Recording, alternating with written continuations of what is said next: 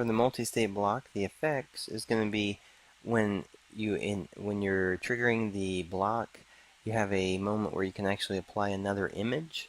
And so for each state, you have an effect that can happen. You may want dust to happen, or maybe every time you hit it, lava spots come off of it. Whatever the image might be, the animation might be, then you can actually use these effect states to make that display.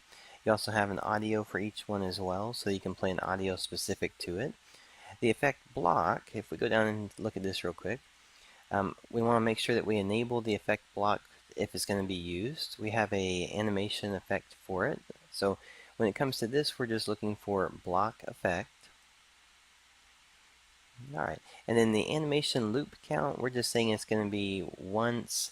It's just going to loop through the one time and then stop. We have a always show that maybe when you hit it, it actually adds to the image and you want to keep it there. The parent to just simply means that do you want to keep it on the object itself, or do you want to have it where if this object's moving, you want to leave it behind. Alright, and then there's a time enabled, which actually just allows you to, if you wanted to just have an image that shows for a little bit and then fades, then you can also do it that way. Alright, in terms of default settings, these are pretty close. We're actually just going to take the position on the offset, and you could do 1 because the other one's set to 0. If you want to do it further in front, you could do it further, like if you wanted to make sure it's in front of the player that's hitting it, then you could set it up a little bit further like this. Alright, and then we'll go ahead and keep the scale the same, so it's going to come up the same size as the block that's there.